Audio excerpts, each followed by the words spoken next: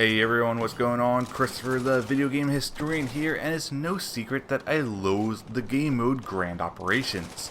I personally don't find it to be enjoyable, and everything that made the original Operations so great in Battlefield 1 seemed to be missing in Grand Operations. As the name implies, these operations are grand, they are massive, and as such the mode should reflect that. The battle should be intense, the days should really matter, and there should be an atmosphere of war, desperation, anxiety, and relief to the battles, just like there was in Battlefield 1, and yet, sadly, there is not. All the game mode really is a mashup of different game modes spread across 3 games on 2 maps.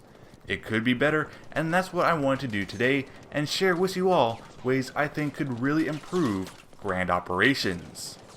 First off, let's bring back cutscenes like in Battlefield 1.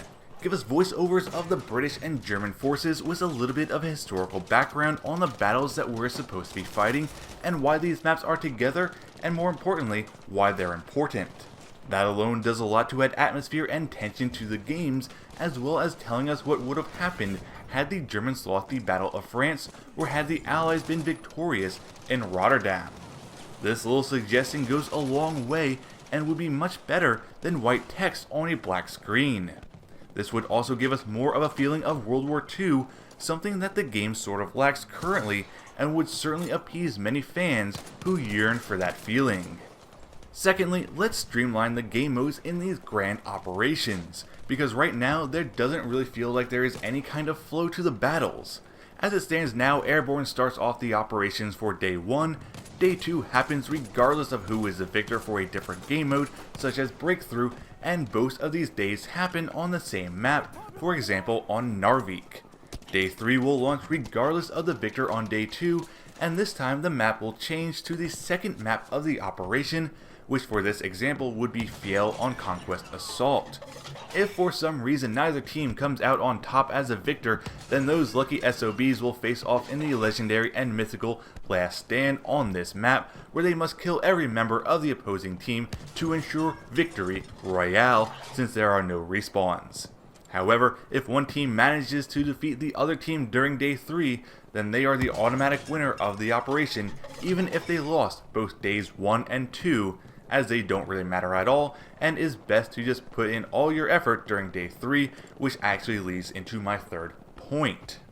Make the days actually matter. As it stands right now, you can lose both Days 1 and 2, but still win the entire operation on Day 3 and vice versa, where if you won both Days 1 and 2, you can still lose the entire operation on Day 3, which just makes the first 2 days pointless and a waste of time. This would be my solution and how I would improve upon Grand Operations. As the cutscene fades away, we get to play Day 1 Airborne on the first of 2 maps for this operation, which I will use the Battle of France as the example. Day 1 Airborne, Twisted Steel. Germans land and are the attacking force, trying to destroy the anti-air cannons that the British are defending in the village on the west side of the map. Should they succeed in their goal, we enter Day 2 on Twisted Steel, this time Breakthrough, and the Germans are now trying to push the British back. Their initial spawn point is the village where the artillery was that they destroyed the previous day. Should they fail in their attempts on Day 1, then the German spawn point is where their initial base usually is during the first sector of Breakthrough on this map, while the British defend the village once again. During Breakthrough on Day 2, if the Germans manage to successfully push the British back to the last sector and manage to take that, Day 3 starts on Arras, again with a cutscene. However, should the Germans fail their advance on Day 2, then the operation is over, the British claim victory, as they were able to fend off the attack. If not, Day 3 happens on Rush or Breakthrough, and I'm unsure which one would be better suited yet, but during Day 3, the Germans will have to push the British all the way back, which would ensure victory for them. If the British were able to stop the German advance, then Day 4 happens, which is Last Stand. Whoever wins Day 4 is the victor of the operations. The way that I set up this scenario would also be used for each operation. Hanut, Battle Axe, Narvik, and Rotterdam, with some modifications to each, just slightly. The artillery cannons on Rotterdam would have to be moved up a little bit to be more in line with the first sector of Breakthrough, for example, but each day would be the same mode regardless of operation. Day 1, Airborne. Day 2, Breakthrough. Day 3, Rush or Breakthrough. And Day 4, Last Stand. This would also make each day feel important, with days 1 and 2 being vital for the defending team, whereas days 2 and 3 would be vital for the attacking team.